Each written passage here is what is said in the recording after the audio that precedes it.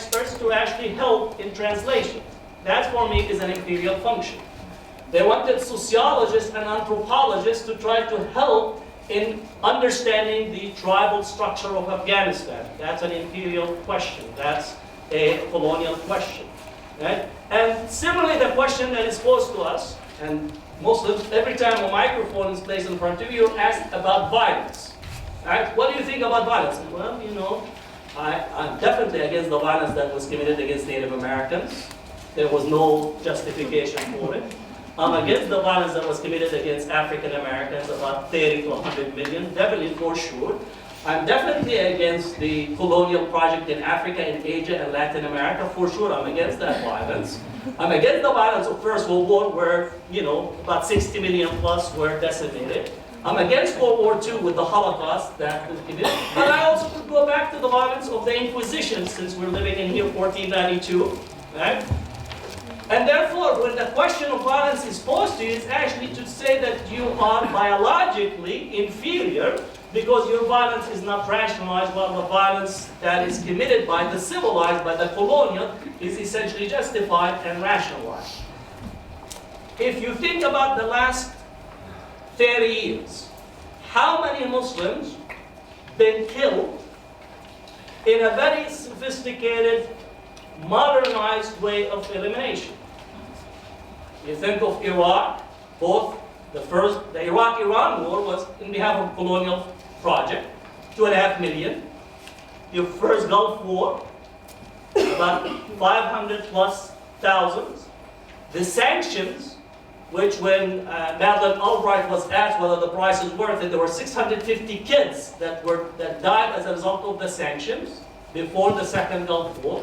Then you have the second Gulf War, or the second invasion of Iraq. Estimate ranges between 1.5 to 1.8 million that died over that period. And then you add Afghanistan and the death and destruction that is there. And then they have the temerity to ask us the question about violence. Okay? The reason they ask that question is because we're subject to colonial methodology and a colonial relationship where essentially violence is a structure of disciplining our bodies in order to accept the normative relationship of inferiority in the structure. So in thinking about Muslim politics, and I think, I don't want to take order, but in thinking about Muslim politics, we have to have a commitment, right? And I say that our commitment has to be to a commitment of liberatory approach and liberatory justice as the focal point. And justice, not just us, but actual justice, because you have a lot of just us. Right? It has to be a justice that is transformative, and it has to be connected to economics. Right? There is no way for us to speak about justice without speaking about economic justice and inequality today. Especially where we have a whole imitative project. Right? And once again, the role of the IMF has to be critiqued. The role of the World Bank has to be critiqued in a very systematic way. These institutions that are what I consider to be the theology of the market. They are as priesthood of the market, are the IMF and the World Bank and these institutions that actually are the theology that push the economic system on almost on a global scale right now. There's no area except it's subject to this. And the question that has to be posed, whom do they represent? The IMF and the World Bank represent the largest 30 banks in the world. And therefore, when they come to the countries, they come to represent the interests of the bank. They're not coming to represent the interests of the people. And that's why immediately they introduce austerity measures. Austerity measures remove, once again, privatize your enterprises. If you have a mine, you privatize the mine, has to be sold. The water system, you sell. The electric system, the phone system, all that is privatized to multinational corporations that are embedded with an elite that is handpicked and trained at some of the best and brightest universities that reproduce the system, and therefore that is one of the methods, privatization. Right? Second, removing price support. So they improve price support from basic commodities as well as energy sources. Removing support for education, removing support for healthcare. all those actually feed it. If you think of it from a basic dynamics, actually leads to the diminishment of the society over the long run, which is at the basic of structural inequality that is in the system today. So that critique has to be there. Muslim politics cannot be about just us and wanting to have our own version of Adam Smith. We just call him what you call Omar Smith. Okay? So I'm very, very critical when it comes to these economic modalities, where it's hila Sharia, like what you call Sharia legal trickery, where we just become part of the club at Wall Street without thinking about the impact of our footprint on a global level. So that's a very critical aspect of the economic picture that I am constantly engaged with. The third element, and I said that earlier in terms of our conversation about, we have to challenge race. There cannot be any political structure without undoing the structural racism that is there. We have a racial matrix, right? Anyone that operates in the globe knows that if you're white, you're right, you're in the top. There's a debate who's at the bottom, African Americans, Latinos, or some Muslims who joined the club post 9/11. Immediately they realize that they belong to the South and they're not in the country club. Right?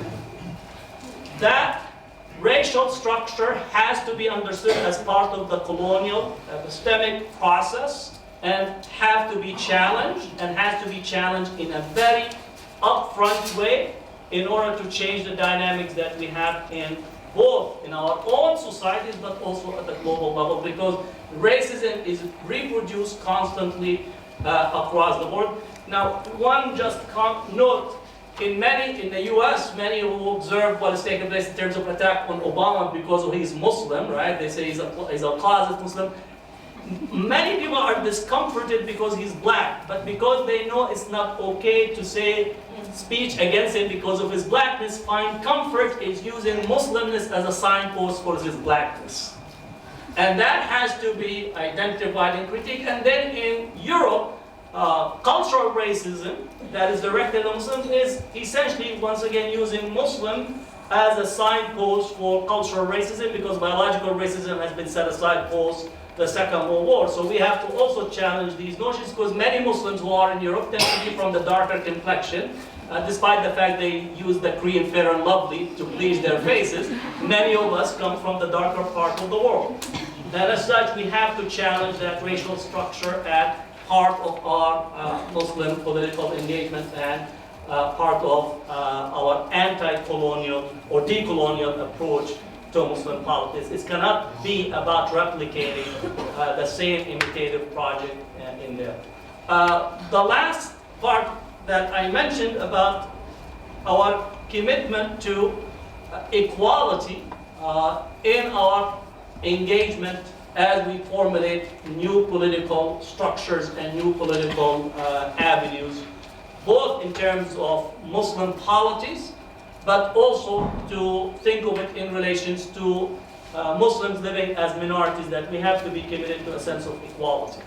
It's equality as a principle does not mean you guarantee the equality of outcome. The outcome is dependent on your engagement, but there has to be a principle of equality in engagement, and that equality has to be foremost in the structure in thinking about the political system that we advocate. So thank you.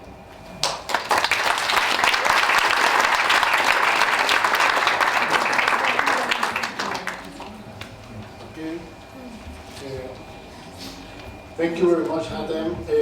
Our next speaker, El-Moctar El-Shinqiti, is Professor of Political Ethics at the Center for Islamic Legislation and Ethics. He has published extensively in questions about Islamic social movements, and he has many of his work published in not only books but also articles, as well as his regular contribution of Al Jazeera TV channel. Let's give a warm welcome to Dr. El-Moctar.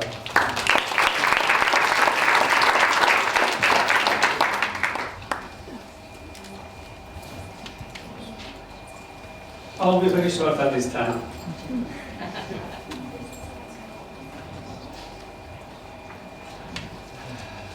Well, one of my favorite thinkers and writers, like Ben-Nabi, has his famous theory about colonizability, which is colonization on disposition to be colonized. There are always two different approaches to the issue of colonization or the external effect in general. I learned from Malik Ben-Nabi, and he convinced me that there is need to focus on internal equation more than external impact. From Islamic perspective, from Islamic political, ethical perspective, Quran is teaching us to look inside for all trouble we have. First and foremost, قُلْ هُوَ مِنْ عِنْدِي أَنفُسِكُمْ. It's from you. And when Muslims complain about discrimination, whether it's racial, or religious, or political, I think they need to look into their own society, the Muslim majority societies. It is true that the classical Islamic civilization has an extraordinary combination of races, cultures, religions, but to be proud of the past can lead also to be ashamed of the present. So when you feel that your forefathers were more advanced in terms of humanistic and moral values than others in the past, and then you look at your present compared with other societies, I think it's not comfortable. Let me say something about something that Muslims complain about a lot within this de-colonial frame, which is for example, the stereotypes against Muslims. I did some studies about the stereotypes between Arabs, Persians, Kurds, Turks, Berber, and Africans. How the Arabs perceive these nations in their literature, in Arabic poetry, for example. Some of the results are, of course, very good, but some are not. But it's interesting because I feel we need to do a lot of study on this.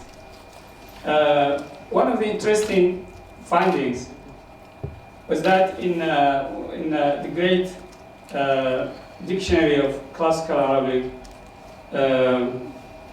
Taj al-Arus of Zabidi, if you read the entry on Kurd, the word Kurd, well, he brought some different stories and theories in the Arab culture about the origin of the Kurds. Some of them said the Kurds are originally Arabs, but they moved to the non-Arab land and then they became Ajam, they became non-Arab. Another theory said, well, no, actually the Kurds are originally Jinni. Yeah, it's in Arabic literature. أصلهم من الجن. And the most funny one is the one he concluded with, that every Kurd has 25% of him is Jinni, 70% is a human. Because their grandmother is Jinni. So they are Jinni just 25%. Actually, one of the American writers has a book called Awlad al-Jinn, Children of Jinn. It's about the Kurds. She based the book on these myths in the Arab literature. Some you find very positive. For example, the way the Arabic literature used to look at the Black African. I found the Jahil was one of the great writers of Baghdad in the 3rd century of Hijrah. He has a book, فخر السودان على البيضاء. Is is about the superiority of the black over white. Because white in Jahil terminology means the Arabs and the Turks. And Ibn Jawzi, who is a great scholar, Baghdad also, who lived in the 6th century, has his book, تنوير الغبش بفضائل السودان والحبش. Well, it's not easy to translate into Arabic, but just it's virtue of the Sudanese and the Ethiopians. The title of the book, and he's talking about everything good about black color, starting with black stone, first chapter, black stone, and then coming to Sawad al-Iraq, the green part of Iraq used to be called in Arabic Sawad al-Iraq, the blackness of Iraq, and talking a chapter on Bilal, radiallahu anhu, the companions of Prophet, he was black, etc. So we find this positive also, which is a very important part of our civilization. The way the Arabs look at the Turks was also very positive, starting with the Jahil book, Fadailu, not Fadailu, Manaqib al-Turk, the merits of the Turks, talking about their bravery and their military skills, etc. It was very positive. What I'm trying to say, I'm just trying to shift your attention from this decolonial frame to more internal look at the inter-ethnic, inter-cultural problems inside our societies. Because I did much of my research on the Sunni-Shia relation and the history of the two, their divide, it's very painful today to watch what's going on, like Dr. Hatem talked about, how the two groups are demonizing and dehumanizing the other. While we are talking about something much less relevant and less important in the American media or British media or French media about Muslims or about Arabs. We have serious business to work on in our societies regarding these problems. So I think on this issue we need to look inside and we need to adapt more, we need to be more open about multiple identities. The human being is not a unidimensional creature. The unidimensional man is not the perfect man. Dr. Tariq today mentioned the name of Marcuse, right? Who has a book, The Unidimensional Man. So the unidimensional man is not really the good man in Islamic perspective. We are a very complex creature. We have, each one of us has many identities, and we need to look at our different dimensions and deal with every dimension positively. As an Arab, you have your identity. As a Muslim, you have your identity. As Moroccan or Egyptian or Canadian or French, you have your identity. As a Muslim, you have your... These are all your identities. You don't have one. You have many identities. You need to give to every aspect of your existence its right. أعطي كل ذي حق حقه, as the Prophet ﷺ said. Give everyone his right or its right. So this case. This is the first one. The second is in relation to colonization and the West in general. Malik Ben-Nabi, again, in his work about Afro, Al-Asiyawiyya, the Afro-Asian idea, he said that, yes, on the short term, we need disconnection with the West. But this disconnection should be just an introduction or a preparation for a new connection. Means colonization is the kind of bad relation that should not be between people or nations. We have to disconnect, but this disconnection also is temporary. There is no option but to reconnect again. And I think colonialism had ended a long time ago, and all of the influence that was, yes, of course, there are some influence of Western powers in our countries, in many other countries, but that is not the most crucial and critical factor. Our own weaknesses, structural or moral, social or political, are the one that we need to work on again. And we cannot separate ourselves from the rest of humanity. With all my due respect to Edward Said, which wrote a paper about him, and Bernard Lewis, titled Orientalism and Occidentalism, Edward Said versus Bernard Lewis, a few years ago. With all my respect to Edward Said, and I admire him a lot, but I feel that this tendency of distancing Muslims and distancing Arabs from the rest of humanity is not healthy at all. And also, if it was good or necessary in the time of war of liberation, like for example during the Algerian Revolution and War of Liberation, it's no more. We are a lot of things that happen after that. Algerians were fighting France to refuse French nationality. Many of them are trying to be French citizens today. Many of them actually are French citizens today. And same thing can be said about many other Muslims in other countries. So I think we need to update a little bit our views on this. Thank you very much.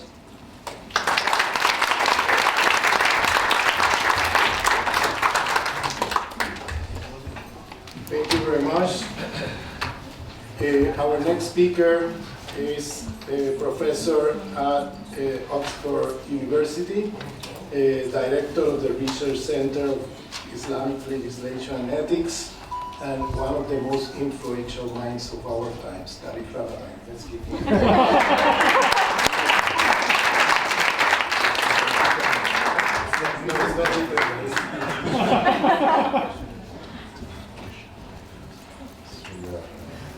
Thank you. In our name, I really want to start by thanking Ramon, because he is very humble in all what he's doing, but I think that he is with a team that has been very instrumental in organizing all this, and he is very instrumental. So I would like all of us to give him a round of applause.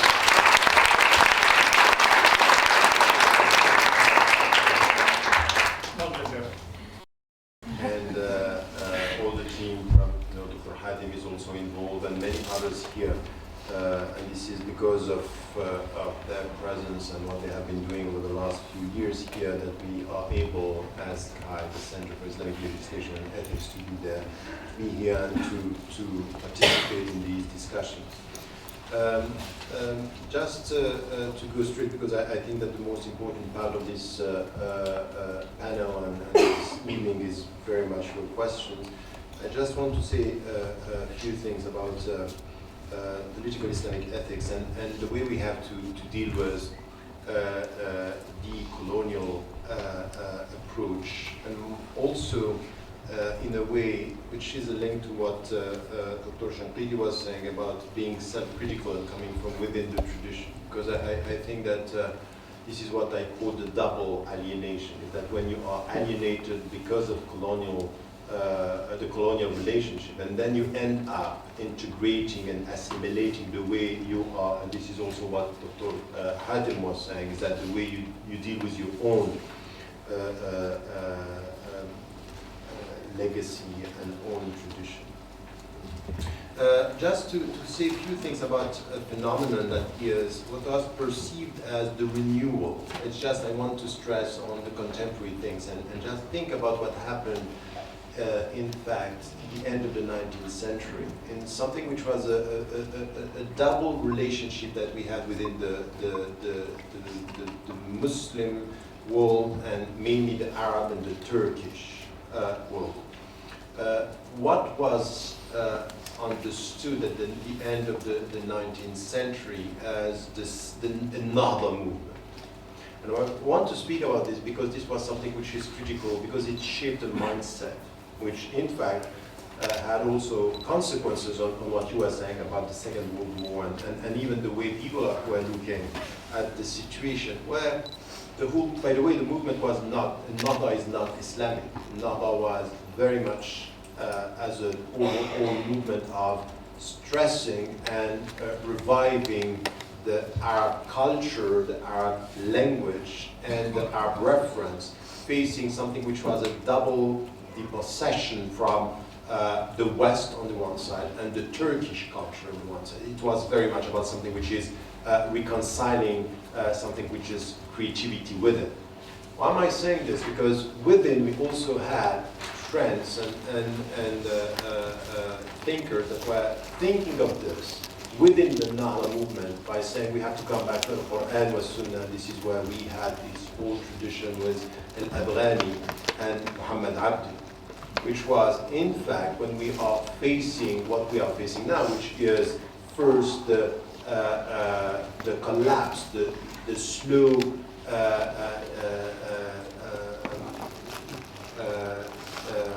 segregation of the Turkish Empire, the Ottoman Empire, and the fact that at the same time it was they were facing the reality of colonial powers and the British and the French and all the discourse about there is only one way for us to go beyond this, is to reconcile ourselves with our values, with our... So there is something which is the way we deal with colonial power, the way we deal with this kind of alienation is reconciling ourselves with our own tradition. And this is what we find in Al-Abrani, what we find in Mohammed Abdu. And this mindset, which is how do we resist domination? What are the principles? What are the references on which we have to rely if we want to liberate ourselves from this domination? And we had long discussion, and in fact, between the Nahda was Salafiyya, the way it was used, the way the words was used in the end of the 19th, it's very much about a liberation process from two things, or in fact three things. It was deeply understood that it was a cultural liberation, that they were facing cultural domination. The second, of course, the first was the political, but the political also connected to the cultural, even for Arabs to feel that they were under the authority of the Turkish culture. And once again, this means that this is where the British started to work by saying and pushing the Arabs to come back to their culture versus the Turkish culture, which also means something which is, it's not enough to speak about Islamic principles, because race is also, or cultures is also at work within the Muslim world. That's very much the case in everything. It's not only about, it's just look at the situation between the Turks, the Arabs, the Iranian, and even the African. This is, and this is why I completely agree with the fact that, yes, there is nothing about, Islam is not advocating racism in any way, but Muslims are racist in many ways. In many ways, and they have to deal with this, because in fact they are also dealing with cultural domination. They are also dealing with, it's not enough to say that, I keep on repeating, the language of the Quran is Arabic, but the culture of Islam is not the Arab culture. It's not one culture, it's just diverse. And this is something that we have to keep on repeating, because to go from language to cultural domination is something that we know.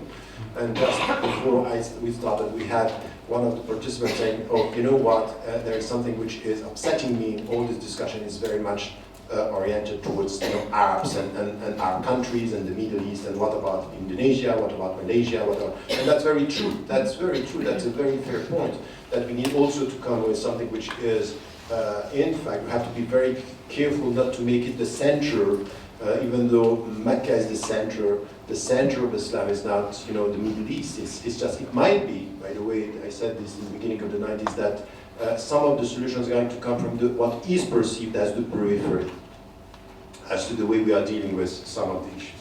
Having said that, now, I think that we need to get this as a mindset that is still there, and it works within the Islamic tradition, within the way Muslims today are dealing with power, are dealing with political power, and dealing with governance, crossing the board. It's true in Muslim majority countries, it's true in Asia, it's true in Africa, as well as sometimes it's true even in the West, in the way we are putting some of the questions, in the way we are dealing with some of the issues, and especially for some people who are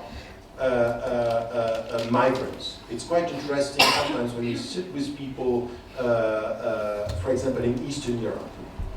The way they are dealing with, and this is why it's quite interesting that you refer to as the Begovic, because sometimes the way they are dealing with political power, the way they are looking at the political power is not exactly the same as migrants when they come to a country.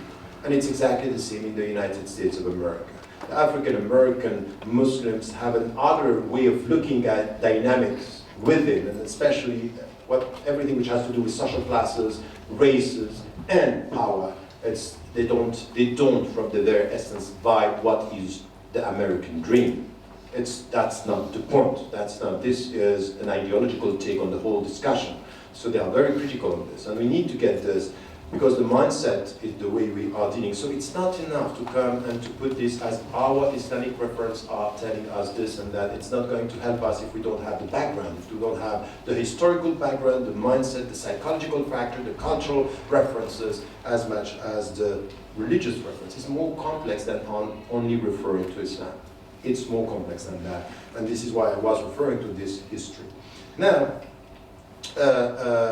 what was the understanding of the Salafi at the end of the 19th century, beginning of the 20th century, is very much this, is we need to come back to the Islamic principles, come back to the Quran, come back to the Sunnah, in order to face the Western domination. So this was our references versus their domination and their own way of dealing with us. And this is where, quite naturally, we had the beginning of what was political Islam. Islamism was the Islamic answer to the domination and having in mind the nation state as something which was the reference at that time. So it was a natural response to a specific political and economic domination, and this was the case from Africa to Asia. You can go through all the countries, you see exactly the same, because Islamism and political Islam is not an art phenomenon, it's everywhere. It was what is the answer, and then also something which is which was there. The problem is that what was natural in a specific context, this is why we have to be critical, is that I can understand, and this is why I kept on repeating, and you find this in, I think, 5 or 6 books where I'm dealing with power, authority, and the political structure when I was working on Islam, the West, and the challenges of modernity, by being critical from within the tradition, the Islamic tradition, is what is contextually understandable as a political answer to domination, to foreign powers, to the way should be criticized or at least assessed in a contextual way.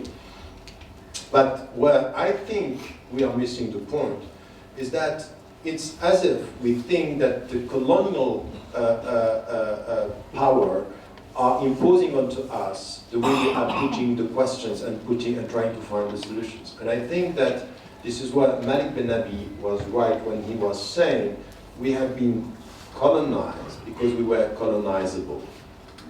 This is a very important point, and why, from an Islamic perspective, I would say we were colonizable. It's not because of foreign references. It's in fact from within something which was a weakness in the way we were dealing with the scriptural sources. And this is the way I would put two things that are important in our legacy, is this emphasis on the legal structure as the way you deal with power. It's as if al-halal or haram, it's all about, if you define the legal framework, you are going to construct your identity and being able to promote something which is specific. And this is why, from the beginning, to think about the Islamic State mainly as a political structure was in fact a natural way to respond, but a weakness in the way we are dealing with liberation. Because law should be law in the light of a vision of something which is beyond law. Law is not it's a means, it's not the objective. So if you end up in political terms responding to a political domination through a legal reference and a political structure, in fact, you are already within what was imposed on you by the dominant, but in fact not because of the domination of the West, but because of the way you are dealing with your own tradition. I don't know if you understand what I'm trying to say here, but I'm trying to say that witnesses was there within, in the way we are dealing with the scriptural sources, the way we are dealing with the legal tradition. So a natural answer in historical term, you find that the witnesses were there, and this is why the dominant was able to colonize the way, in fact, by putting the meaning while we are resisting with the means. And the problem that we have is many Muslims today are trying to Islamize the means without questioning the objective. That the weakness is already there.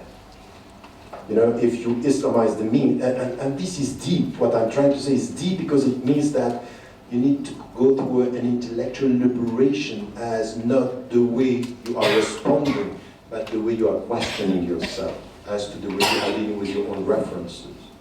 So, and this is why I think that the problem is if you end up not questioning the objectives of the dominant, you respond and you are trying to catch up, you are trying to adapt, you are trying to get to it, which is exactly what we had in anything. Look at everything which is labeled Islamic.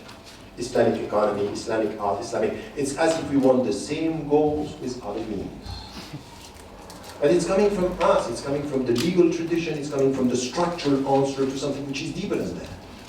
So we have to liberate ourselves as to question the goals, the objectives, which is coming from, we have a legal tradition saying, even with the legal tradition, we need to come with this, with El-Moctar, with the school of the objectives.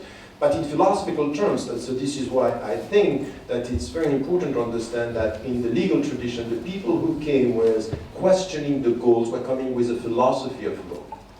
And a philosophy is law. There is no philosophy if you don't question the ends. So my point is to question the ends and the goals of the dominant, not only the means and the structure of power, and to try to compete. Because if you try to compete on means, you lose before even starting to compete. So that's the point. Coming to the liberation process that, and this is why I completely agree with the word that you were using, in the subtitle of radical reform, I put it clearly, Islamic ethics and liberation. And liberation means through coming back to ethics, to meaning and objectives, liberating the Muslim mind, the Muslim intellect, the Muslim understanding, and coming to question the goals as something which is the starting point. And how we can do this and how we have to deal with this in political terms, I would say is where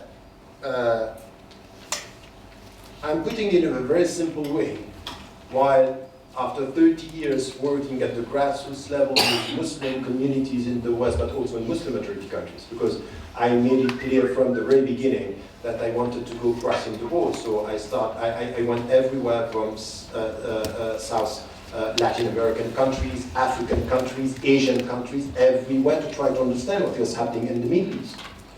And what is, in fact, something which is essential for me is the starting point of a liberation process is to get to this understanding of the message of Islam in itself as a liberation process. And that's deep once again. I'm sorry, you can talk about, trance and Salafi and all this.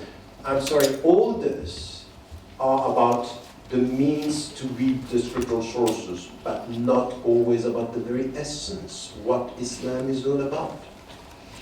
And I want to deal with politics by questioning, are we here to liberate people, to talk about true freedom, to talk about liberating societies and to change this world for the better?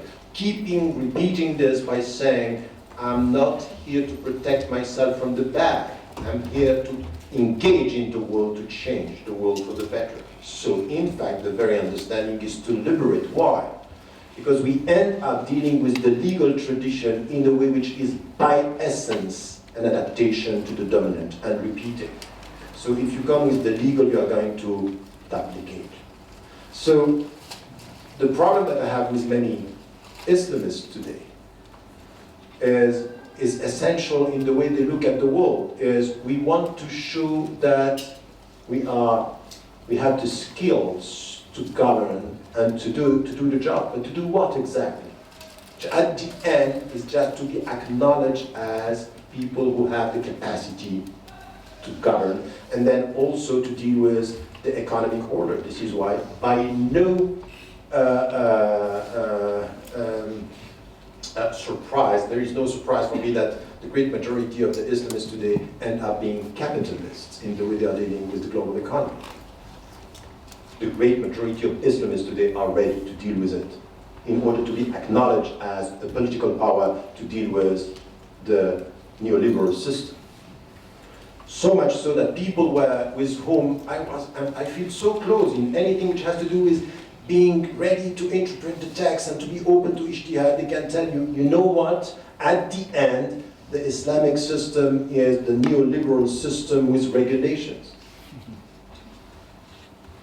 رأسمالية مقيدة. That's okay. This is not the way I understood that. This is not the way I'm dealing with facing the West. And this kind of regulation for me is problematic because at the end, yes, Islamize the means, forget the goals. So here is the first thing which with me it's important is the starting point in political terms about this. And this is where I would put ethics. If you come to the ethical, I mean by ethical is the meaning of the legal, the meaning of the structure and the goals and the purposes. Is questioning sources, goals, and rules. It's questioning everything. But this is why I think that the ethical side is by definition revolutionary and by definition a liberating process. And this is why the Muslims should stop being obsessed with structure and rules, because at the end, they are so obsessed with the rules that they think that faithfulness to Islam is to be faithful to rules, even sometimes without ethics and meaning. The way we deal with people, the way there are things and the way we are implementing rules in Islamic terms that are Islamic as to the letter, not Islamic at all as to the ethical side of it, in many ways, in many ways. So this is where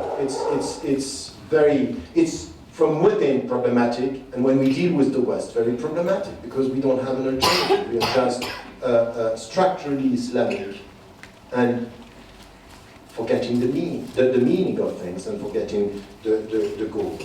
And this is, once again, comes to some of the questions that we were talking about this within our summer school, but this is where we need to have in political terms, for even talking about a Sharia or implementing Sharia with the rules and all this, to come with a deep questioning about the way in political terms we speak about freedom. We speak about education, autonomy, and equality and justice, as it was said, in the light of something which is essential for me, the very essence of the Islamic message. And you know, it's not spiritual, it's very demanding. It's very demanding. For years, I was saying Islam is all about justice, and when I was writing the seerah of the Prophet, I changed my mind and said that's not true. The very end of Islam is peace. All its conditions. Justice is one of them. But peace, it's struggling for peace means that let us talk about the conditions of peace. When it comes to your freedom, when it comes to your autonomy, when it comes to you as a subject, when it comes to equality, when it comes to anything which has to do with within the society. Why am I saying this? Because there is a connection between peace and well-being, which is essentially in the legal tradition with al-maslaha, maslahat al-nas. It's not only interest, it's wrong. I think that we are translating in legal terms maslaha as something which is the public interest is deeper than that. It's what can provide you with some peace in the way you deal with that. But in itself, and this is why when it comes to all the discussion that we have about the GDP and everything, I'm quite interested by the Bhutan saying we might have to come with assessing happiness as a way we deal with development. But why is it that the Muslims are not coming with this? It's as this is not a parameter. It's not we don't deal with this. I think it's wrong. I think that this is not the way we have to deal with all the values that we are talking about. So coming to this, it's also what I call a liberating process. And for me, the distortion was that at the beginning even of the liberation process, at the beginning of the 20th century, many of the thinkers of political Islam were very close to what was understood in Latin America as liberation theology. This was lost afterward. Which means what? Was it lost because it was not, or was it lost because the focus was on something else, which is competing with the West, and the liberation was factually based on reading of the poor, or is it the essence of it? And I think that, for me, referring to Islam in politics, it by definition is a liberation theology. By definition. I would say that this is where we have to come, and now we have to ask ourselves, is liberation from what? From, well, as it was said, rethinking the ethical values in the light of the political or government, for example, and what should be the way we have to deal with power. The second is about economics, as it was said, but it's also about something which is implicitly everywhere in what Dr. Hatem is saying, and that what we were dealing with Ben Ali, for example, is the cultural domination. This culture is essential here. And it's not by accident. You know, when we were talking before the others came for the public event, when we were talking about usul al-fiqh and things like this, that you have something which is referring to urf and referring to the cultural side of the equation as referring to the culture. When you think about the legal, now we know that it's much more powerful than this, that with the means that we have, the way we deal with culture, with mindset, with psychology and collective psychology can distort everything in the liberation process. So you can have very nice principles, but very deep the way you put your question, the way you deal with this, is completely based on a starting point of being alienated in the way you put the question, in the way you are reading the scriptural sources, in the way you are reading the Quran to respond to the West. That's the point. This is why we are in this discussion. So liberation theology is also based not only on reading the scriptural sources through the eyes of the poor, but the cultural liberation and the ethical liberation I was talking about. Why I'm saying this? Because, I'm sorry, in Muslim majority countries we are facing exactly the same thing. You know, I have been in the West, I was born in the West, dealing with, and I have a problem which is, we are not going to have our rights in the West if in fact there is something which is not changed in the whole perception of the narrative. So this is why I completely agree with German Jackson when he's saying in the States, if you don't start talking about our presence here in the whiteness, blackness, history of this country, you're not going, it's not a question of a social status only or a citizenship, it's about the narrative. So you say this, and we are saying this everywhere in France. Populists are creating a narrative where Muslims are outside the narrative, by definition, and we have this new category which is foreign citizens. You are within, but outside. Now, I was in Malaysia. This was 3 years ago. I can tell you something. The way the Muslims are creating the Malaysian narrative, putting people, Chinese and people that are not Malay outside, it's exactly the same. Exactly the same. So it's not because you refer to Islam. It's in fact using Islam to create a narrative and to put people outside.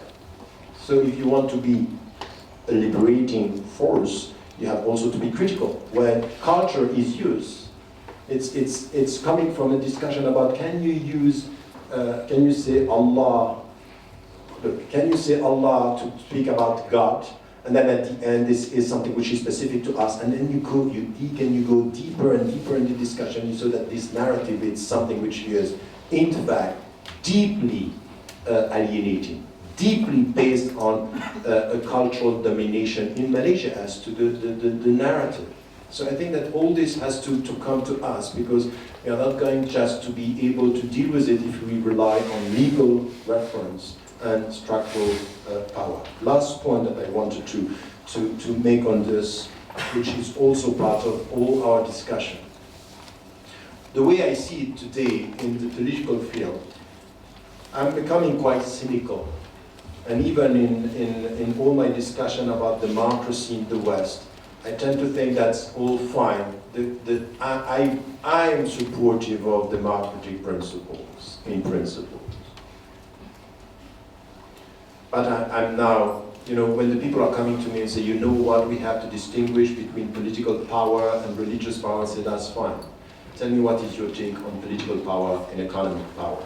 Because to substitute, you know, religion with a new kind of non-democratic reference and not to talk about this, we are just used, or we tend to think that we are free where we are not.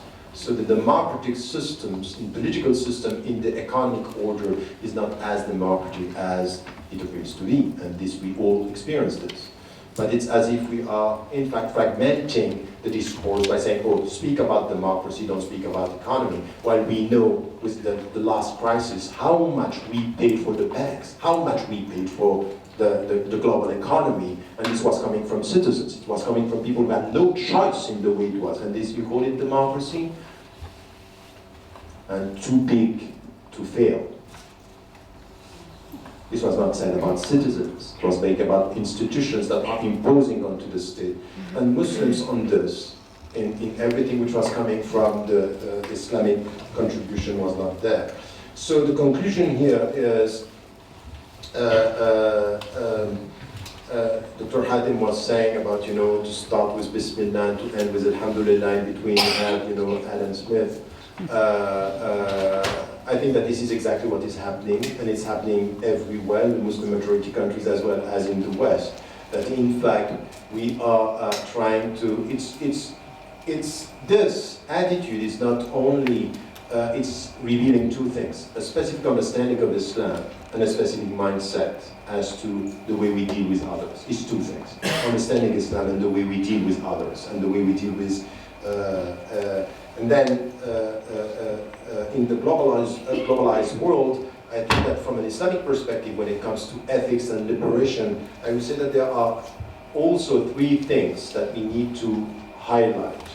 And once again, it's not only about the legal reference or the Islamic reference, it's not only about the way we read this, but we have to reconcile politics with, and this is also what I keep on repeating, even to Muslims who are falling into the trap of religious Islamizing everything in the way they deal with the surrounding society. We need to come with the deep discussion which was on social classes. I'm sorry, it might be a discussion about, but I think it's there. And everywhere I go, in Muslim majority countries as well as in the West, you can't just avoid dealing with this. That you have classes and class differences and understanding, and this is there. That's the reality of it. That the people, social classes are operating within the way we are dealing with our references. And it's as if we are buying something which is a very powerful means coming from the West, which is culturalizing our relationship and not and avoiding dealing with social classes and social economic references. Look at the way everything was described even in the Middle East. You know, the uprisings were coming was, you know, it was all about freedom and justice. No, it was not about freedom and justice. It was about social justice first. It was about social justice, and this is all the values were coming out of resisting oppression, social oppression, and then the cultural and religious references were there.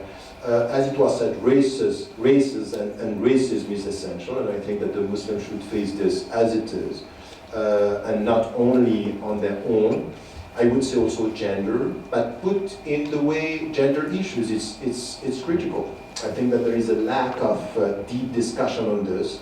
And it was taken as something, as a joke or something which was not understood.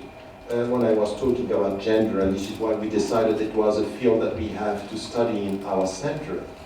Because it's not nothing to say that in Muslim majority countries or in Muslim communities and Muslims around the world, when it comes to gender and when it comes to the future of the societies, we need not only to deal with women as we are pushed by the West, or you have a problem with women. We have a problem with women, but we have a problem with men. It's deep, it's not just a man saying this, is the crisis within with womanhood and manhood. It's huge, it's huge. And this comes also to the way we are reading the scriptural sources with many trends now that are conflicting, as even the way we think about the family. That's not nothing, it's something which is deep. So to keep on thinking that the only problem that we have is about the status of women, I think it's true that we have this problem, but I'm not going to put it that way. I'm not going just to tackle this as if, we have to respond, have to justify or to protect. Because you know what is going to happen? The only answer coming from Muslims is a legal answer. It's coming from, this is halal, this is haram, this is permissible, this is not. We are not touching the deep discussion here. And the last point is, as it was said, all these could be done and should be done in an inclusive way. And this is why I think that we have to go beyond just Muslims talking to Muslims. And the way I understand وَجَعَلْنَاكُمْ شُعُوبًا وَقَبَائِلَ لِتَعَارَفُوا, which is tribes and nations in order to know each other, is this two-way process that you are challenged by the people when you talk about the goals and the purposes and the ends, and not only about the means and the legal structure. And where we are together, when we are able, for example, just to acknowledge the fact, you know what?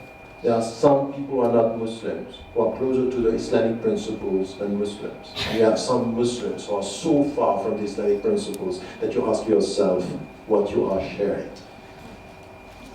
That's the starting point of where we have to start. But when we belong to principles, we need sometimes to stand up with principles against our own brothers and sisters in Islam, with people who are our brothers and sisters in humanity, as long as we are protecting, supporting, and claiming that principles are our references and objectives are our part of our vision. Thank you.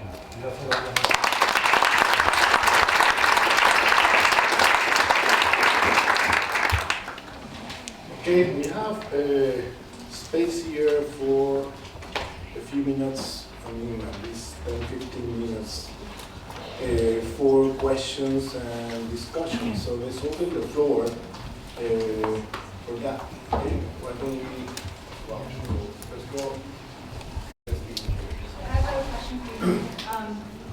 So from what I understood, you're critiquing that De-Colonial perspective. And you talked about, I wanted to ask you that we have what we sin, and then also that colonialism was a long time ago. But I come from the Caribbean, and we've been here for a long time as Muslims. So are we the we that has to look into the internal critique? Because in Trinidad and Barbados, where my family is based, it still has a very strong colonial legacy, and society is stratified based on the colonial hierarchy. So the descendants of the white colonists are still in control of the economy and still the wealthiest of the society. So if we did an internal critique, does that include the entire Caribbean island of Trinidad, or does that include the Muslims up there? And do you include in the we when you're talking about it, do these Muslims who live in these diasporic communities, and how can we not talk about De-Colonial in that environment? That's what I asked.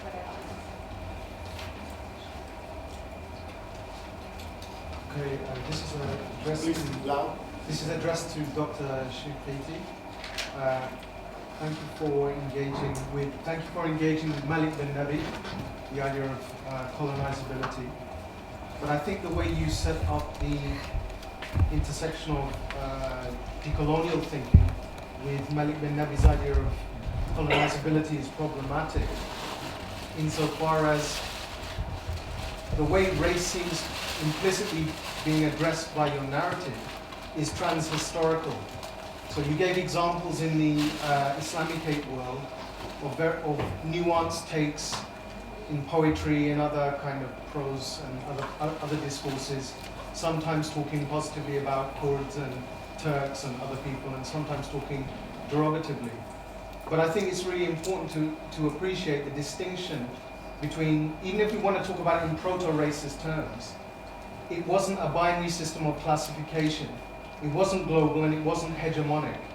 So it was nuanced. And that needs to be contrasted with the kind of systemic and structural racism that really kicks off around the end of the 15th century, 1492 being the sort of big bang of race, if you like.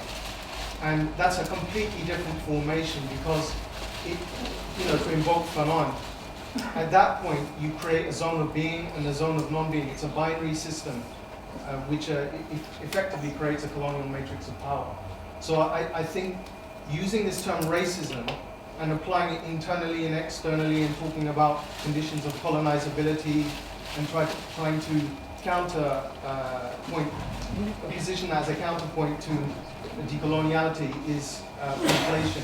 It's a trans-historical mistake. I'm kind of figuring out how to reconfigure my question. Come up here.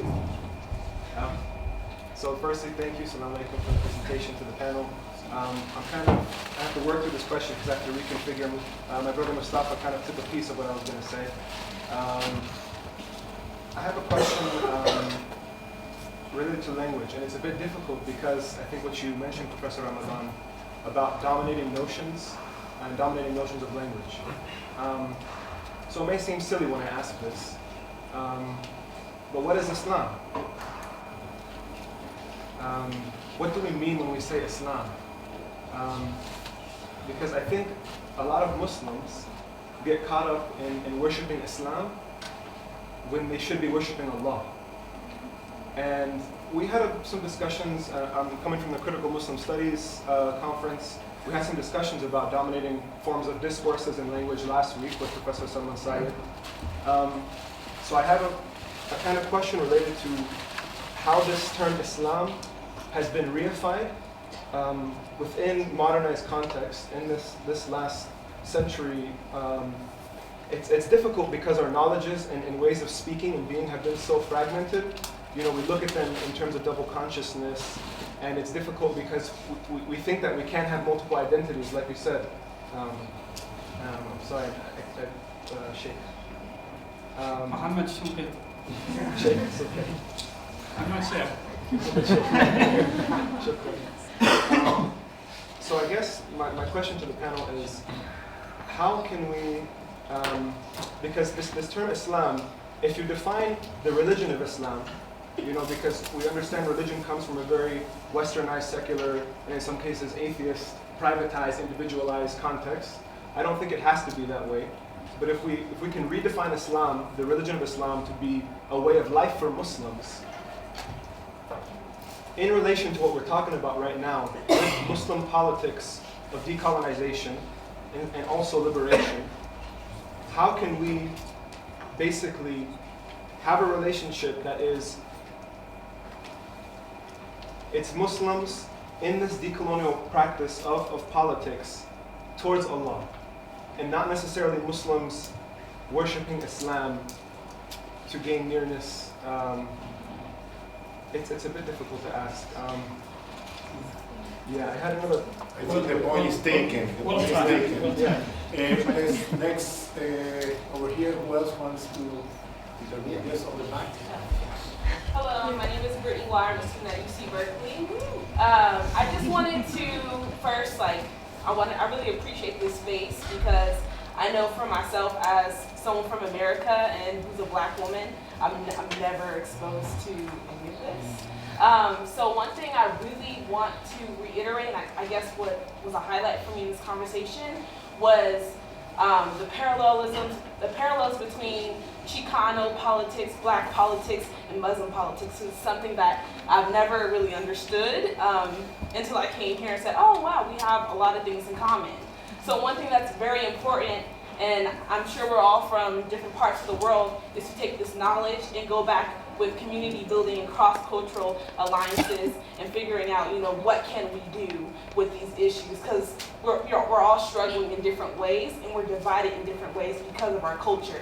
So I don't know, I thought it was really important just to remind ourselves about our common struggles and to really, go out your comfort zone and to interact with other people that aren't in that safe space. So yeah. Thank you. I have a question for Dr. Hatem Bazian. You mentioned Muslims serving as imperial functionaries, sort of being co-opted by the state, and particularly, I think this is a concern for us students who are looking to go work in academia. What I wanted to ask was, and also this morning, Noah Feldman was mentioned and his involvement in the drafting of the Constitution of Iraq. And I think he was also asked about this, sort of his ethical stance on this. And I don't remember exactly what his answer was, but he seemed to justify it, sort of making a case that if he hadn't done it, millions of Muslims would have been worse off. Noah Feldman. Noah Feldman, yeah.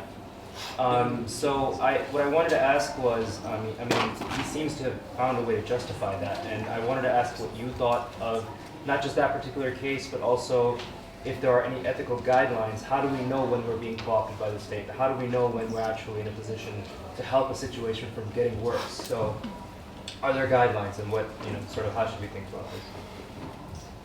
Someone else over here? Yeah, just I wanted to know what are the Islamic political ethics, and are they different from universal or common, or is there something specific to the Islamic ethics or politics ethics? And like we find nowadays, most of the time, politics uses religion, and most of the time the political leaders, they in order to legitimize what they are doing, they want the religious leaders to speak in their favors using the texts, the sacred texts, and many of them they do. Any other question or comment?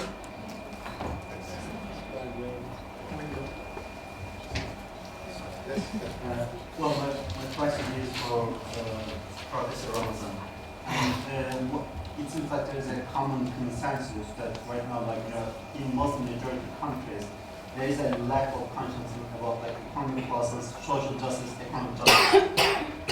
But I think one of the reasons for that is it has the history of the last century or last 2 centuries with the creation of modern states in the Islamic world. So you have on the one hand, the secular class, economic privileges, and all those overlapping with each other, but also the Muslim identity, the Islamic section or the Muslim section, and underclass, and blah blah, also overlap at the same time.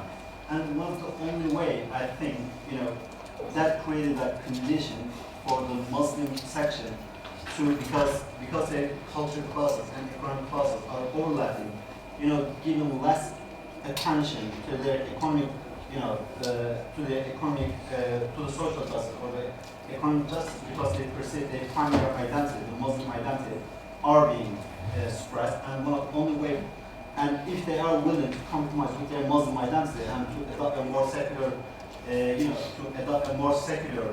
identity, there would be ways for them, in social economic ladder to climb to the top.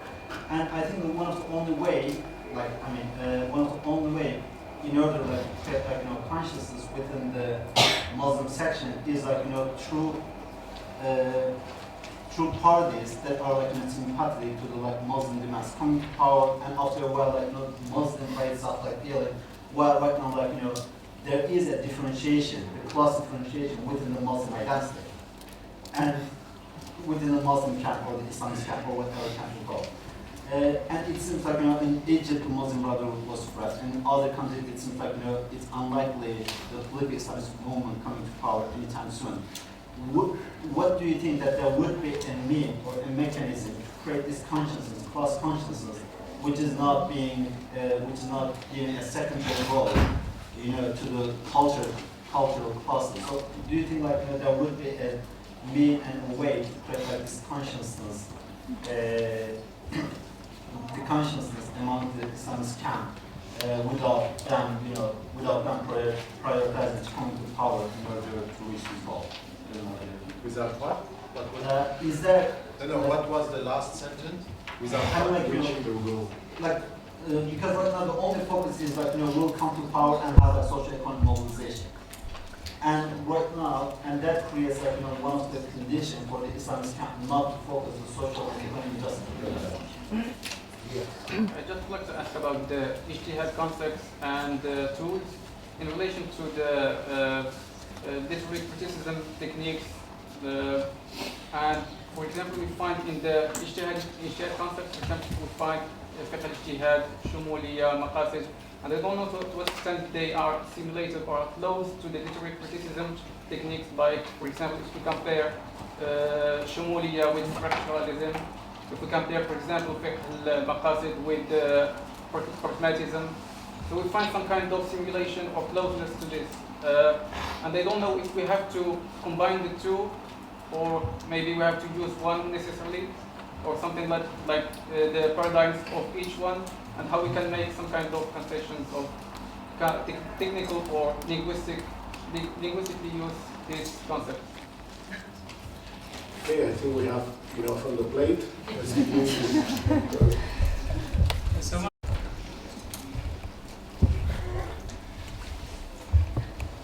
Well, I want to go back to this issue of looking inside.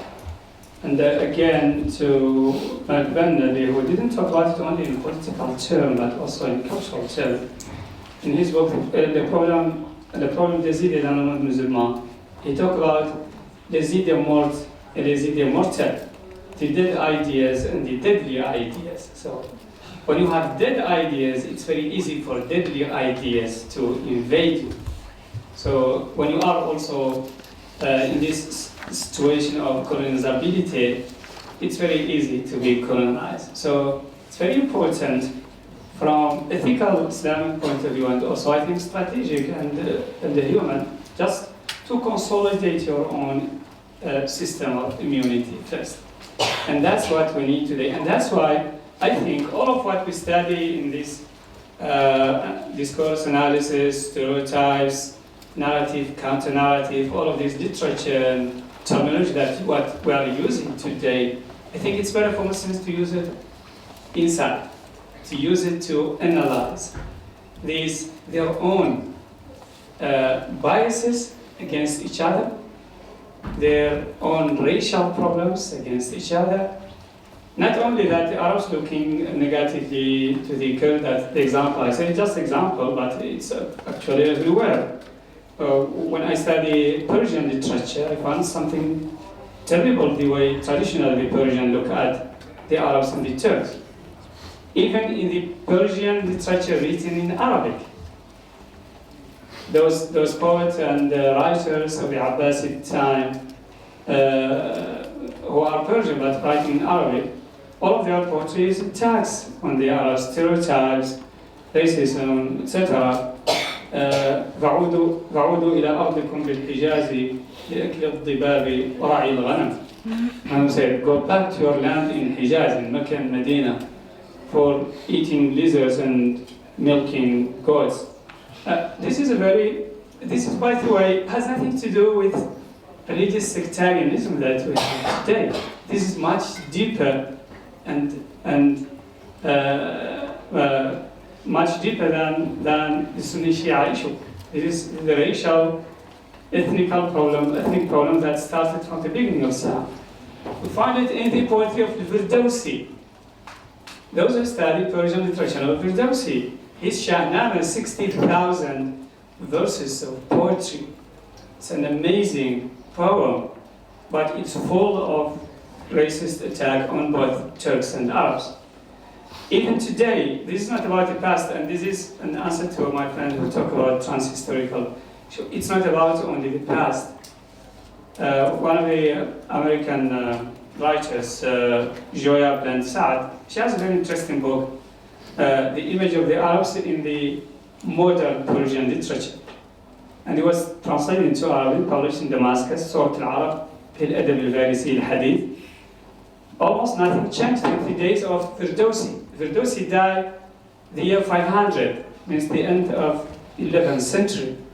And he was not Shia, he was Sunni. So we have this problem inside. We need to deal with these kind of problems before dealing with something else. Using Islam, Dr. Tariq talked about using Islam to push people outside, and I think that's a very serious issue also. And especially with people who share with you the same country, for example, same destiny, the same history. Bias against Christians in Islamic jurisprudence, there are a lot.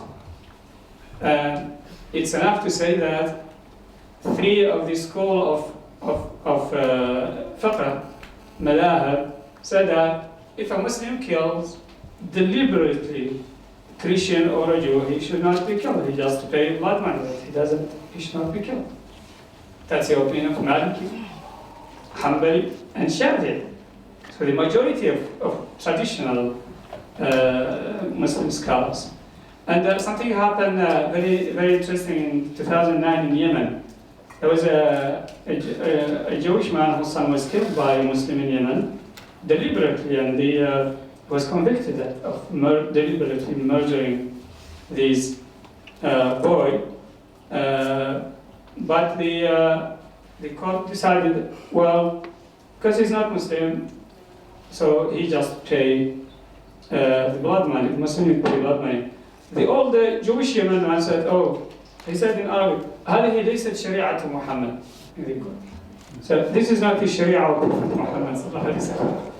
So it is, there are a lot of things that are still going on today, including the position, for example, how non-Muslim citizens are eligible for election as president, for example, or other position. Most of the constitution in the Arab countries today are still against that, which has no basis in Quran or Sunnah, by the way, and I wrote a very long paper on this. At least in my opinion, has no basis in Quran or Sunnah. It was maslahah or interest of the community when you have an empire, social contract based on common faith or common ethnicity of the past. But that's not the modern state. Modern state is based on geography, it's not based on common faith. So there are a lot of things inside that we need to look at. How can we ignore the colonial frame, as the sister is asking? Of course, I'm talking here in general terms about the Ummah. Muslims are all around the world. The Muslim community has its particular problem, background, history, challenges. I'm talking in general, but of course that doesn't apply, of course, necessarily on every place. And Muslims in Caribbean, or people of Caribbean in general, they have their own history and challenges that might not necessarily be the same in other places. So the respect of that particularity is very important. Yes, the trans-historical issue, the racism of the past was not global, maybe, but nothing was global at the time. But it is globalized today, and that's why we need to not ignore it in our societies. At the end, I want to say common faith is not enough. I remember one of the books about World War II, talking about German and French soldiers. They were fighting each other. They stopped fighting in the Christmas night, and they were throwing gifts to each other, in these trenches, and singing Christmas songs.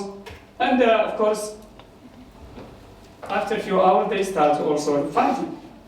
Means they know they have common faith, but common faith was not enough to prevent this bloody war between them. Actually, this is not new. This happened between even the first generation of Muslims. I wrote a book about the early wars between the companions of Prophet, peace be upon him, Khilafat Siyasiyya bin al-Sahaba, political discourse among the Prophet's companions. One night, not one night, but what happened on a regular basis is that they are fighting in the daytime. At night, they gather their people who died, and they pray janazah together on them, and everybody go to his army, and in the morning they start fighting us. So they are praying salat al-janazah together. When they're dead, in the morning they are killing more also of each other.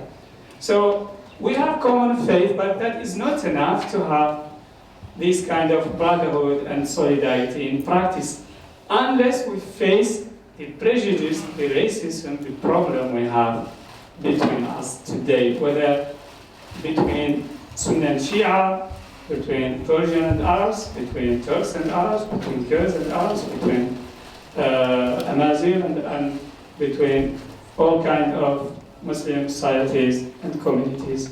I think that should be the priority without neglecting the issue of De-Colonial frame for those who want to work on that. Thank you very much.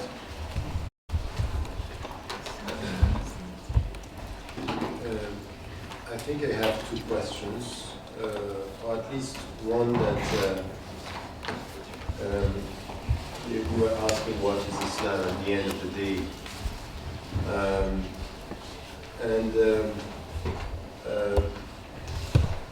And this statement that we have to avoid worshipping Islam and worshipping God only. I understand this, but I also want to have a deeper discussion on what does it mean.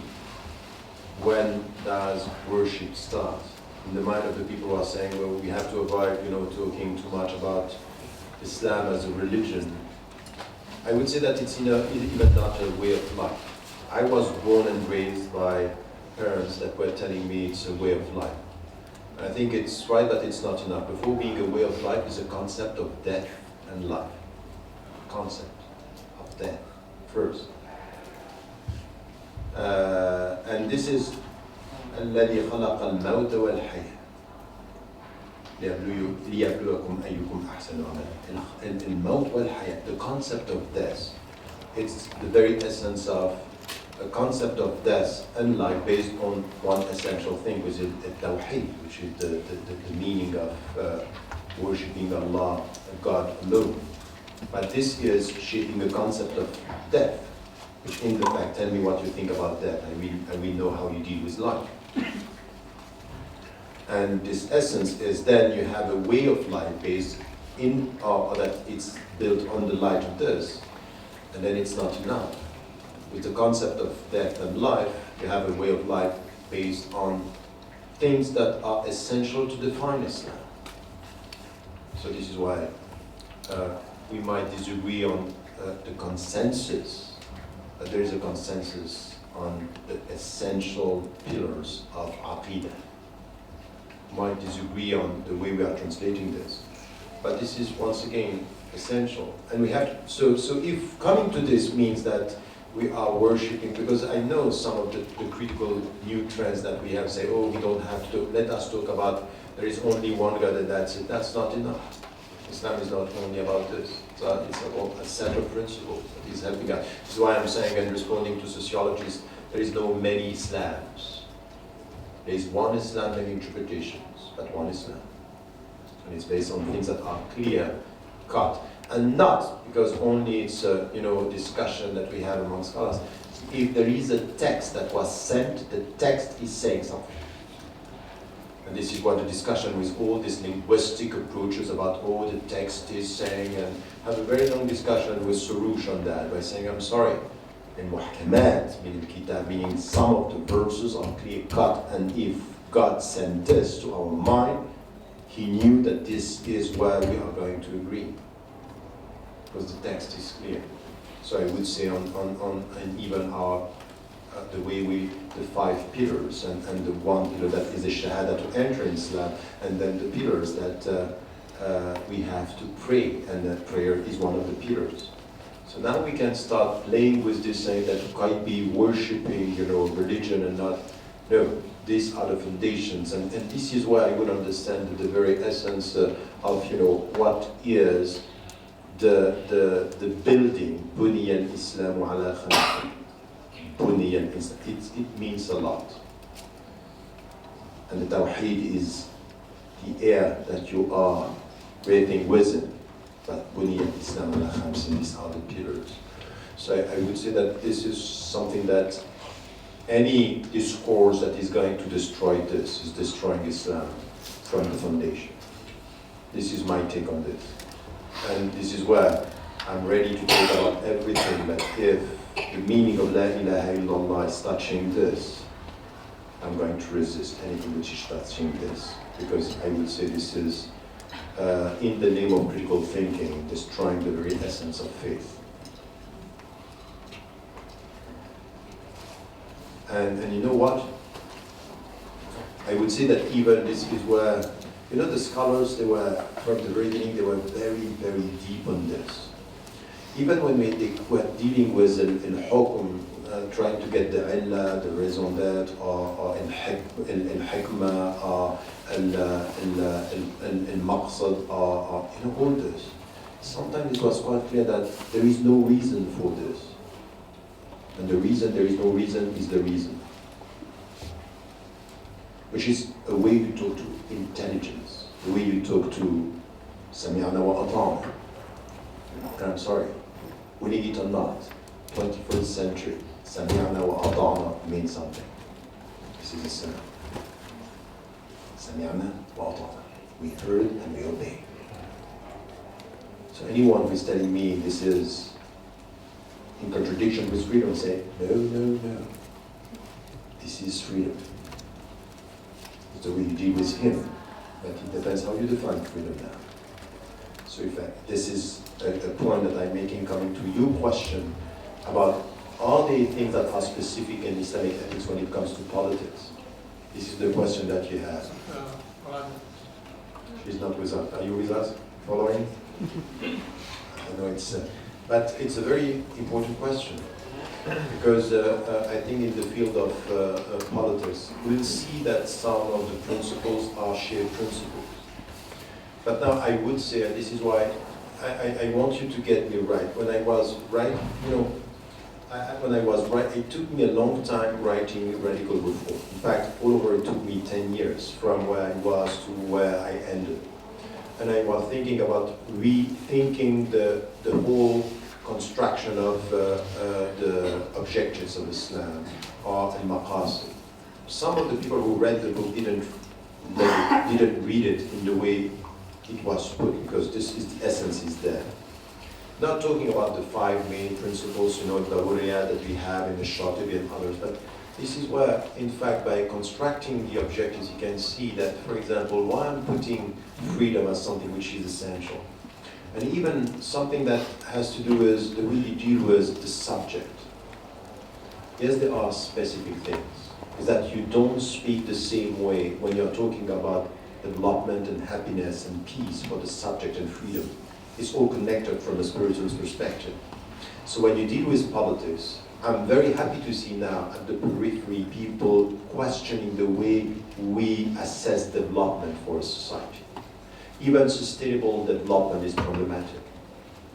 So I would say that from an Islamic perspective, having this spiritual dimension in mind, and by the way, this is where, for example, one who was among the few people who get that is someone who was very deep with the Western philosophies, Mohamed was very deep in that. Very deep. He got that, and I think he understood that. And I think that when it comes to our way of not competing only with values and trying to come on a superficial way of sharing values, this is where our contribution is. Why am I saying this? Because if we go deep in our understanding, for example, of freedom, of autonomy, not intellectual, but autonomy as spiritual autonomy, if we come deep to this, you will see that this is what I think we should. Let me just finish my... I want to follow up. When you say like spiritual and autonomy, how you translate it into Arabic? Just, So- I want to follow you. Just, I want to. No, for me, it's one word. If you understand Rabbaniya, it's spiritual autonomy. Rabbaniya. Kunu Rabbani. Yeah. That's it. Yeah. I would. I know this. Yes, yes, but Rabbani is exactly about this. It's the way I would understand spiritual autonomy. It's not only a Rohaniya or Rohani. Yeah, this is what I want to mention. No, it's not. It's deeper than that. It's just the way you are connected to. But what I wanted to say is that if we go deep in this, and this is why I want also, your confidence with your own sources. Is that if you go deep in this, you will touch something which is essential in al-fitra. So this is why you are touching the added values to reconcile the people with this. It's not that the periphery, it's that the center. So I'm not going to try to find shared values at the periphery. I want to remind people at the center. So this is the way I would talk about al-maqasid. And the impression coming from Ibn Taymiyyah about the fact that the maqasid that are coming from the Maliki was outward maqasid and not inward maqasid is very true. I would say that this is why we have to add something in the way we deal also with politics. It's why? Because politics is about government. It's governance. And governance is even about your mind, it's even about you, it's even about your autonomy. And I would say that we have to add something. And what was put on this discussion by Islamists at the beginning of the 20th century is that the famine that we have in the West, this is what I read in things that was coming from the very old Islamist tradition, is the spiritual side is not there, that something is missing. That's fine, but this is an answer to the dominant. It's not something which is coming out and we are constructing the whole project on that. So, it's not a question of responding. It's a question of revealing, of getting, of revealing. Very much so. Revealing is just to remove the veil. To dig down. Yes, and to come to this. So this is it, and I think it's enough. So, thank you. Hey, Hatem? I think the Amir is going to maybe take a major issue with Mohammed's Shinqiti, so on the issue of Why don't you make it minor? Why don't you make it minor? Well, I think we have to come into an acceptance that we're still in a colonial period. And thinking of the removal of military force from certain areas does not bring to an end of the colonial project. The thing about that, 1994, Nelson Mandela is elected in South Africa. That brings to an end direct settler colonialism in Africa. That's just about 10 years ago, 15 years ago, 20 years ago that we had direct colonialism is brought to an end. I know in certain corners Palestine is not occupied, but it's a settler colonial project. And it sits at the center and intersectionalities of considerable aspects of the crisis in Palestine. We can't speak about Egypt today with the Sisi's coup, the support that Israel extends to him, his relationship to the Israeli intelligence, the lobbying of AIPAC in Washington, D.C. to prevent the U.S. government from critiquing the coup. That all cannot be discussed without thinking of the colonial present. Okay? Now, when we think of the Muslim world in general, we have to separate between prejudice, stereotypical differences between minority and majority, and structural racism.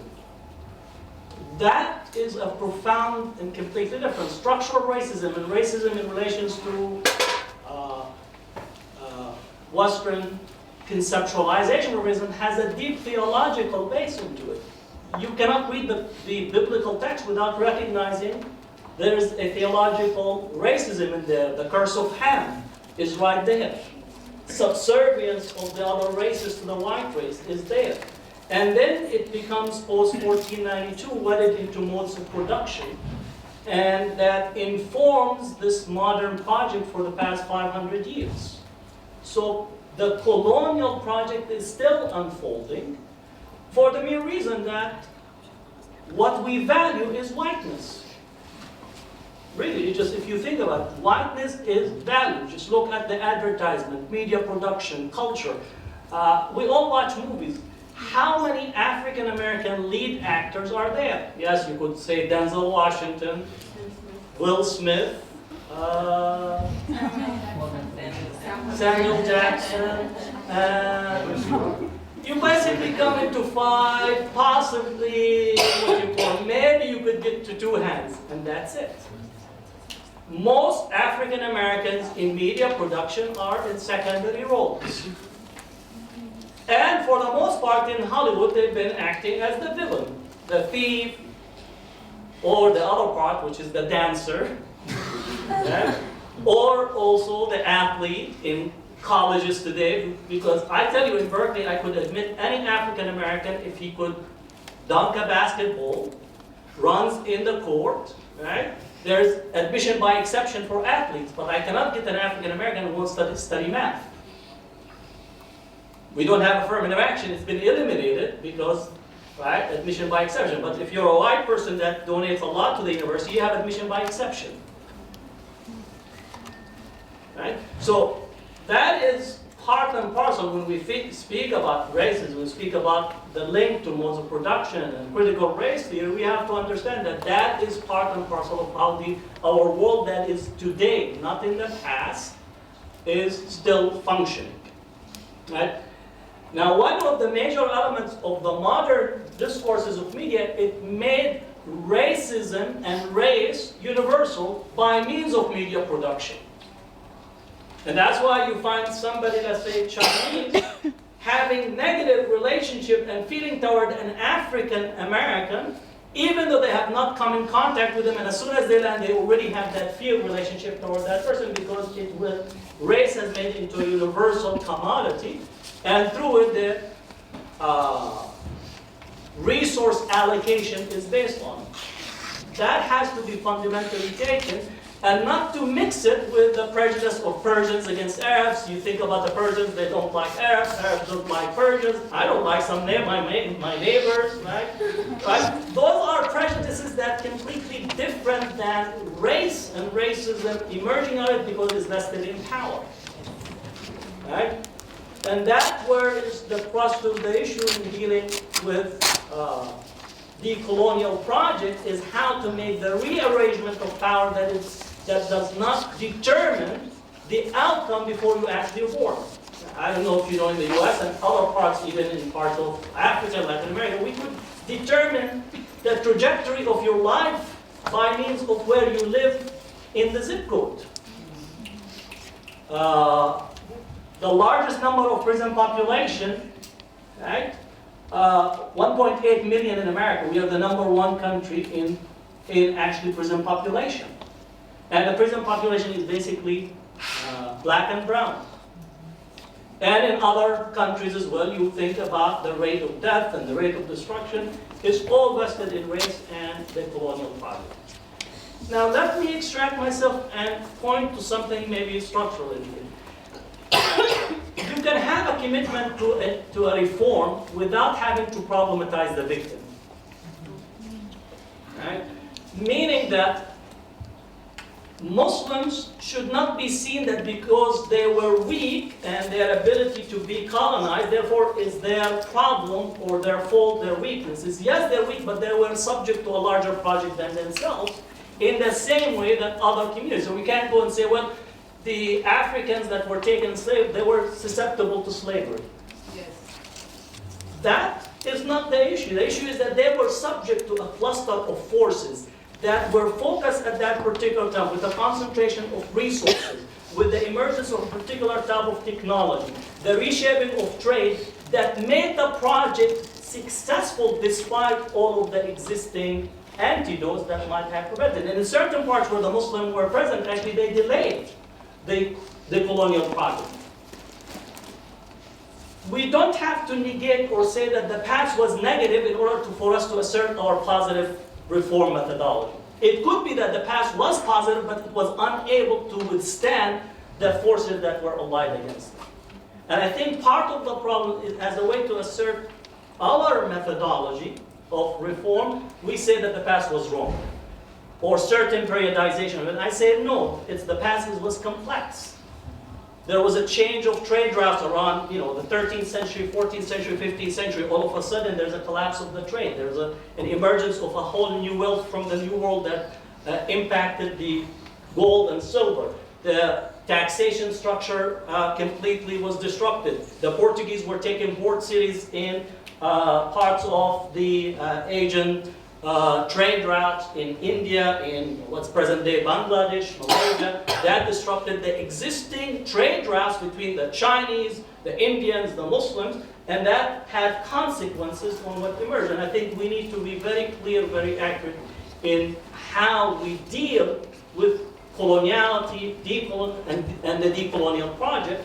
But more importantly is our knowledge production has become all and completely colonial.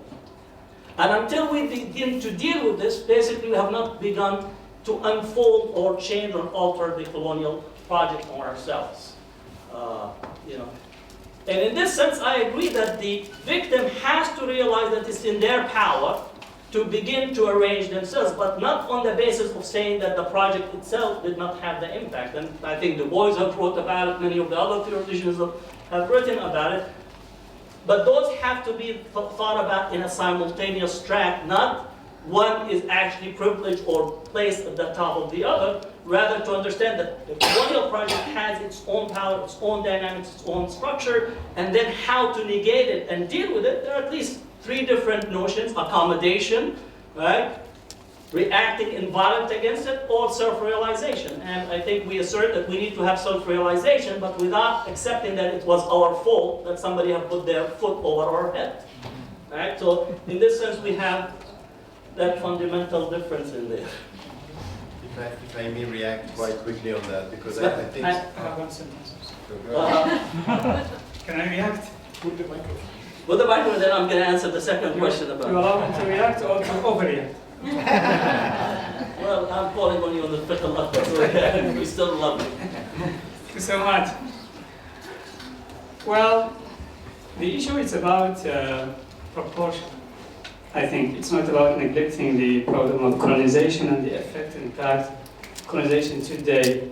I studied in the US, I studied American history, including African American history. I wrote a few papers on the Muslim slaves in the US who lived 200 years ago. I remember one of them, my papers were titled Slaves of Allah, Early African Muslims in America, including those who left memoirs and documents in Arabic, etc. But when I was working on this, I had another problem that I was constantly thinking about, which is very simple. My dad has slaves. He had slaves. My own dad. It's not 200 years ago. It's just 50 years ago. Slavery was abolished in my country in 1981, 33 years ago. So, should I continue working, doing academic work on African slaves in the US 200 years ago, or do I need to give more attention to what's going on in my own country? I think. Let me respond. This is just a simple example. Because Sylviana, you've addressed this is in her book. But another issue. No, because this is a red herring that you brought using the specific of Mauritania, West Africa. Not just Mauritania. No, but West Africa. Let me ask you a second question. No, I'm going to answer you that first question that you answered. Sylviana, you've dealt with this question in terms of thinking of the different type of slavery that existed in West Africa, and not to use it as the norm to compare in such a way to almost put it on par with the... There is no good slavery. I'm not saying it's good, but it's different. It's different. You did not have a structure of plantation that required the importation of a slave infrastructure to keep a modern economic productive project functioning, because the local population was committed genocide against it, and it also was seen as a security threat, and as such required for the mass importation of slaves. So the particular slave issue was... Well, Dr. Hatem, you and I believe in the verse of Quran. من قتل نفسا بغير نفس ويساوي الأرض كأنما قتل الناس جميعا. If you kill one person, it's like you kill all humanity. But if you enslave one, it's like you enslave. So if you're using that as if the Prophet himself had slaves, okay. So what would be the argument against that? But what can we cure problems that are still with us today? Well, I'm asserting it's a. Okay. I say it's a slave. My second question. Okay. Let's say that African American have minor role in American Hollywood movies, and that is racist. But Arab and Persian are killing each other daily, every day. Dozens of Syrians are killed because of the Iran intervention in Syria. Dozens of Iraqis are killed today because of this problem between Sunni and Shia and Arab Persian. So again, it's an issue of proportion. It's not a priority. Thanks. It's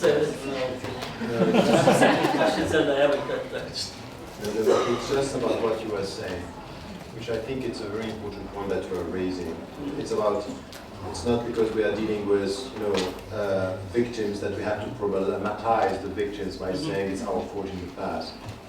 And I agree with this, even though I think it's not mutually exclusive. I think we really, and I think this is the way that Ali was putting it, and this is the way we have to deal with it.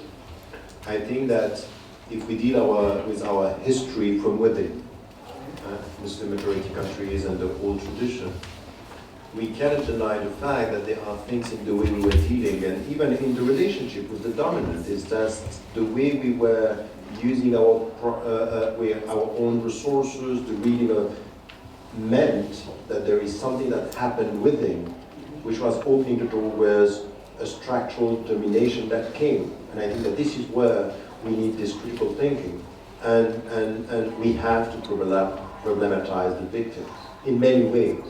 Is the way you are positioning yourself, the way you look at the dominant, and the way you are looking at yourself. So it's once again, this is something that we have to do. It doesn't mean that we are saying it's our fault, but we are saying it's not only the structure of domination that is taking over because of its own dynamic, but there is something in us that also has to be critical. And I think that the liberation process starts with this understanding. So I would say that I understand what you were saying, but in Islamic terms, within the Islamic tradition, I really think that we need to get to this understanding of what went wrong and in which way this lack of confidence, this distorted understanding of our scriptural sources and our legacy worked from within, once again, to be able to have a balanced approach when it comes to the structural, what you were saying, by the way, I agree, but the structural domination process, the structure is not enough when you deal with the dominant. You also have to deal with the people, and even in anything which has to do with the black resistance. What I was responding specifically is to say that colonialism ended, and only the discussion about the various aspects of what is present in the Muslim majority countries, and using that framing of prejudice internally of almost downplay the centrality of the colonial discourse. We are all still living the colonial project. Economics is still determined by the colonial project. If you think of the genocide in Rwanda, it's a colonial project. How did the division between the Tutsi and the Hutu came to be without the Dutch? How the borders, speaking of Iraq, how the borders of Iraq, Sir Percy Cox had more to do with Iraq than me and you or any of the Iraqis. Because the map was actually agreed upon between two, the foreign minister of France, foreign minister of England, the Sykes-Picot agreement. They had, they got together in the morning, drank coffee and croissant, and divided the map between them. And we're now living the boundaries, right, that are framed around us. So it is still living in here. We have not yet dealt with it. So I understand we need to have self-realization and look at ourselves and what went through in terms of that made it possible for the success of the colonial project, indeed. But at the same time is to think of the array of forces that emerged at a critical juncture in history that continues to do today. even if I critique myself from today till the end of the World Cup, just for Joel, still I will not be able to outdo the whole drone structure that is flying all over the Muslim world. I'm not going to be able to stop a targeted killing from taking place. I'm not going to stop being able to free some of the Muslim prisoners that are being taken. I'm not going to be able to stop the spying that is taking place on our community day in and day out, the mega data that is being collected on a daily basis. So we need to do our best. We could do our best, but your best has to understand that there is a colonial project that is still unfolding.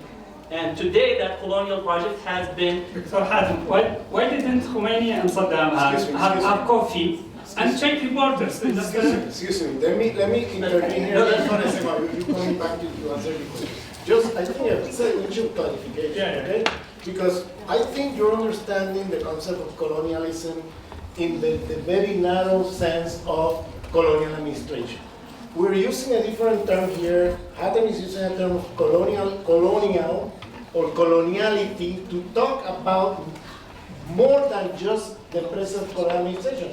Internal, mind colonization, political economy colonization, spiritual colonization, etc. So I just want to intervene to clarify this, because sometimes we start discussing, and sometimes we're discussing about using similar terms, meaning completely different things, and then ending up in discussions that are going nowhere because the definition, the terminology, like you said the first day in this talk here, is not the same. So he's using a terminology here that is challenging your terminology, and you're using a terminology that's challenging his terminology. He's thinking of coloniality in a broader sense and in the continuities of that history to the present, okay? Second, decoloniality doesn't mean just criticizing outer structure. It means also, in the process, it's criticizing also inner structure, because we've all been touched by this, we've all been colonized by this, and we need to also observe how these structures have been reproduced by the people who have been colonized. So it's not denying this aspect, okay? So the fact that there is a critique to the hegemonic structure doesn't mean or doesn't take away from how those hegemonic structures produce a subjectivity, a mentality, a spirituality in the people who have been colonized that require also internal decolonization. So these are all things that are, I'm just saying because sometimes you can be discussing.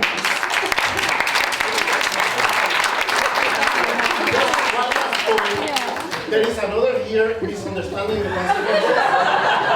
Because racism is understood by you in the sense of a prejudice, and from that point of view, you're right. You could find racism since Adam and Eve, okay? But racism, the way it's used in the social science literature and in the movements who have been anti-colonial, etc., is putting the ingredient there that is not just a prejudice. It's institutional. It's structural. That means the state is involved. That means corporations are involved. That means, and so what happened is in the modern world after, from the late 15th century on, is that you have a logic of racism that becomes organizing principles of the political economy, etc. So depending what definition you use, you see, you could be saying one thing or the other. You see, so I just want to also clarify terminology. Okay, so just not to go into a crazy discussion. Well, we have to go back to usul. The first thing is that first principle of usul is al-had, Tariq. But anyway, so let me answer the second question about how not to be instrumentalized. And I think there has been a problem of intellectuals, and I have the term of embedded intellectuals.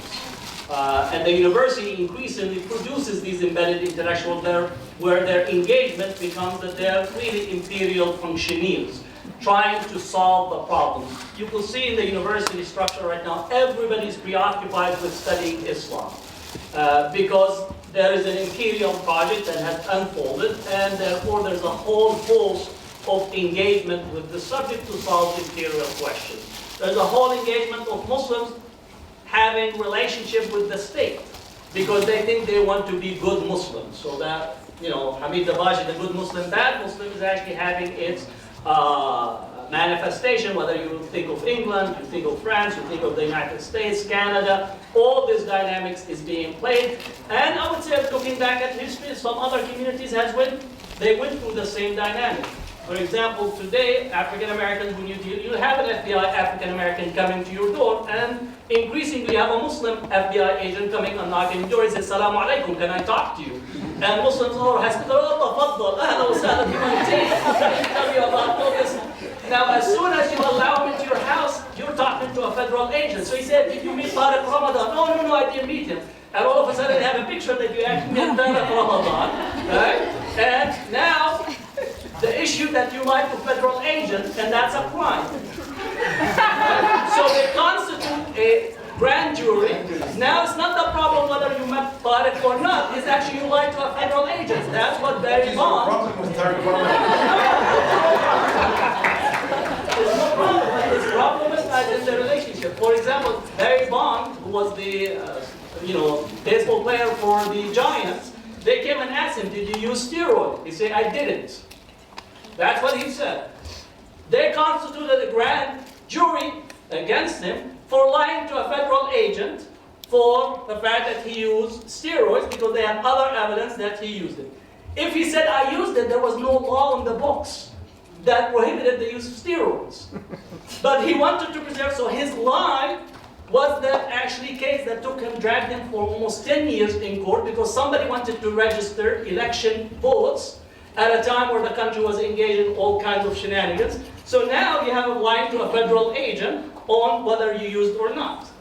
So what I'm saying is that you have individuals that are being instrumentalized into this security structure, and in the United States, in England, in France, every mosque have an informant that is sitting in there because they're trying to fight terrorism. He said, "If you want to fight terrorism, that's nice." Meaning that all of the Muslims as a class are terrorists because you're sending informant to every mosque. And he's Muslim. In one place in Lodi, you had a person 3 years sitting in there trying to entrap a person. And for 3 years, he was just there, meeting and recording and taking care of all this dynamics as a result of trying to catch someone. So now, the structure in the United States has 14,000 informants, right? Muslims that are hired in this enterprise. So it becomes, how can you engage to intervene, right? Thinking that you're actually going to do good. For me, to do good is you have to understand where you are at, and what is the relationship that you have to the state, and what is the state project that is directed against you at that particular time. And then you have to take the ethical position and also be conscious of what you're undertaking, because the arrangement of the anti-terrorism project that is unfolded today, and I say there is an anti-terrorism industrial complex that have evolved, and therefore you don't want to be instrumentalized by it at this particular time, because the returns that you are trying to think that you could correct is recent, for the most part, is tangential. For the most part. The only thing you might get is an invite to the State Department iftar. That's the maximum. And most often, those who are invited actually are screened because they get 4 S's on their tickets that they are subject to extra security. I know individuals that have been to the White House, that have been to the State Department, and they're subject to secondary screening in the airport. Meaning that they have them come into the White House next to the president, but they still treat them as a prisoner when they cross and go to the airport. So we have to be conscious of this dynamics in order for us to be very clear not to become embedded intellectual or embedded Muslims and confuse our good Muslim behavior or adab with being instrumentalized in a whole project that is directed at really dealing with the Muslim community as a problem and as a class that is an enemy class vis-a-vis the United States or also in Europe, because the same projects are transnational. Thank you very much, Hatem. We have to finish. Is this short what you want to say? Yes, it's only a note mainly for the benefit of students who are coming here for the maybe the first time. This kind of dialogue that is very much needed. I mean, it's very particular that it's happening here, very important. If you go outside, you see the Alhambra, you see Columbus and the Queen, and if you go right next door to the church next to the university, there is a statue of a Jesuit in the entrance, and it has an indigenous person right there. So they're being baptized, and it says down there, right below the statue, to San Francisco Javier, for baptizing 1,200,000 souls in the Indies. So this, the Middle East and the Americas, the Muslim and the native, here, this place is calling for an interrogation and a set of intellectual reflections that link them and show their significance in a powerful way. And I think that that's part of what is happening here. Thank you, Nelson. That's a good note to finish, because we have to get out of the building. Otherwise, we'll be in prison here for the next 24 hours.